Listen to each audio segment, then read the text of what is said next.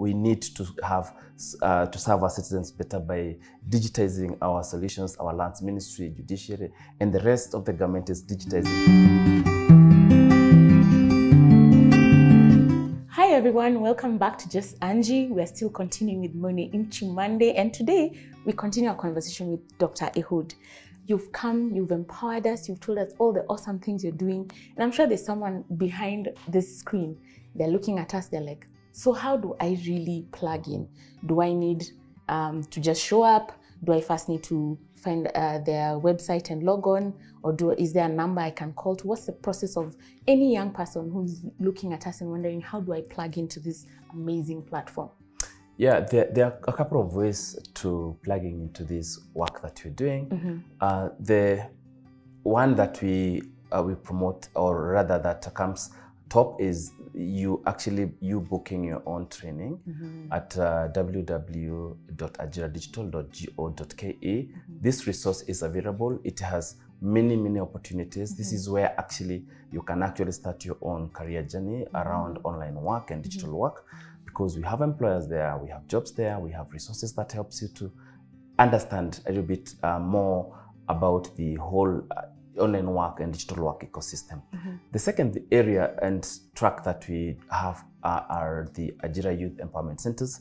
And these centers are found in every constituency. It's a partnership between the Ministry of ICT, Innovation and Youth Affairs and National Government Constituency Development Fund. So in every CDF office, you are likely to get an Ajira Youth Empowerment Center. So young people can actually walk in and get information about the program, and in some of these places the trainings are also happening and the mentorship is also being coordinated from these spaces. The other area you can actually get information and opportunity around Ajira is in the public and private universities, as well as technical vocational education and training institutions, which we call TVET institutions. The reason is we do have what we call Ajira Clubs in universities and TVET institutions, and these clubs are really supposed to serve as at our centers at those universities to promote the work we're doing at Ajira. So they do have the materials that we use for work readiness and training, as well as capacity to connect young people to different opportunities that Ajira provide. Yeah, so in essence, young people can plug in any of those three ways. Wow, that's so informative. I'm thinking about myself. Immediately COVID hit, and I was scrambling, looking for work online, and I was going to all these sites, and I was so bombarded. I'm like, so how do I actually find, a payment system? How does this money get to me? I should have actually looked up Ajira Digital, and that would have saved me some good time. Now we're thinking about digital work and how it's gained momentum, and with COVID-19, we've had a few cases of online fraud, and I'm sure that's also a concern that you guys have. So there has also been a lot of conversations around that. As Ajira Digital, I'm throwing the question at you. Are there measures that you guys have taken to probably sensitize the youth about this? Or are you involved in the policy process where you make policies that affect and protect the youth? Yeah, a very good question. And let me actually size up the growth, because when we started last year and when COVID hit, we were only operating with very few digital work platforms in the country. And since then, there is actually a recent report that points to the fact that we are now operating with well over 256 digital platforms. For Ajira, we've partnered with around 80 of them. We continue to expand our reach to digital platforms because they act as the connector for work and workers. And so with that growth, definitely it means that there's need to put a little bit more measure and confidence to both people who are supplying work and those who are actually executing work.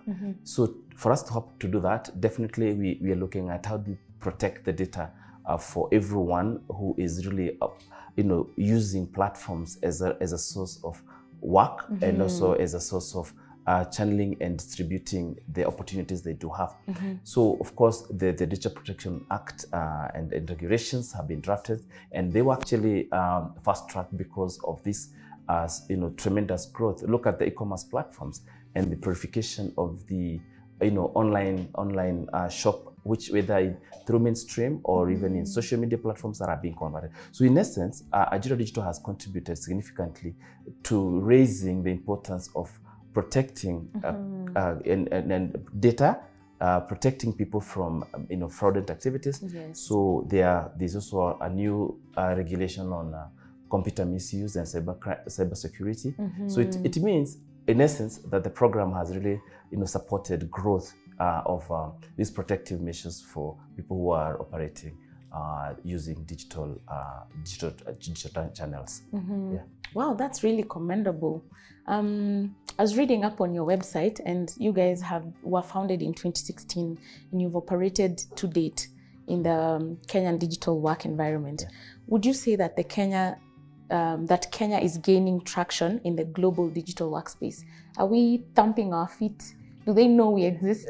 Yes, Kenya definitely. Talk about digital work, and I think you'll be found somewhere in the global map. And as you can see, all big companies, tech companies have their presence in the country. True. You have seen the traction. We continue to see that government is digitizing and saying, we need to have to serve our citizens better by digitizing our solutions. Our lands ministry, judiciary, and the rest of the government is digitizing. Look at the private sector and the push for private sector to adopt, digital solutions. For example, the traditional marketing departments are slowly now, dying because we're seeing we can actually drive more on the digital marketing opportunities and the rest. So, in essence, the Kenya context is really ripe for leapfrogging.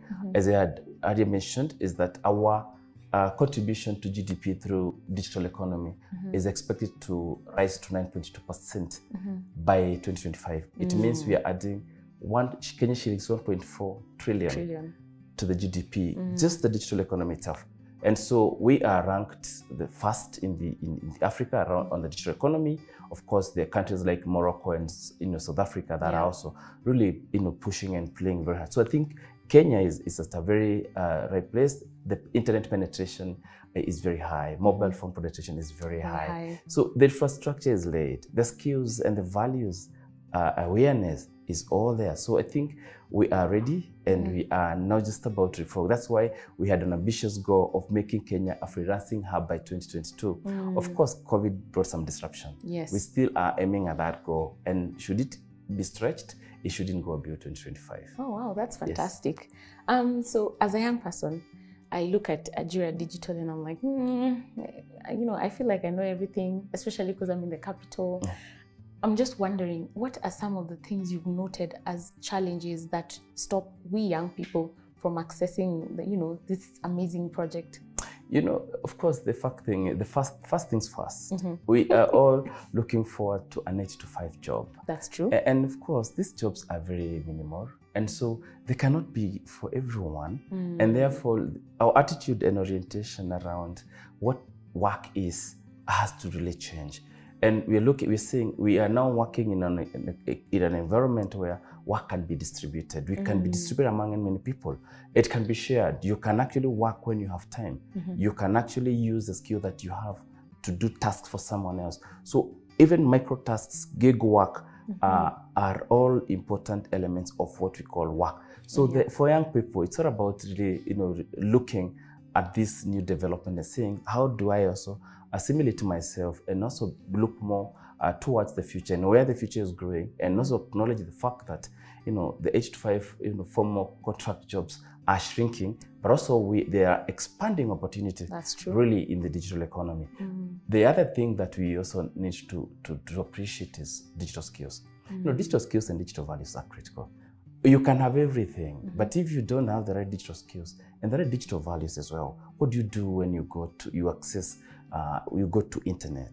What do you do? I mean, there's a question of value. Yeah. So that's very paramount, because we can do all things, but if we don't get our value systems right, then we cannot be able to really expand this space for opportunity as we desire. But more importantly, digital skills for everyone. Can we be able to have the basic digital skills that helps us to navigate the ecosystem and be able to know how to tap into the opportunities that's presenting, so that a fundi or a lady selling some nice traditional vegetable can be able to sell through WhatsApp and the rest. I mean, this is just basic, but that's what we're saying, that basic digital skills are important.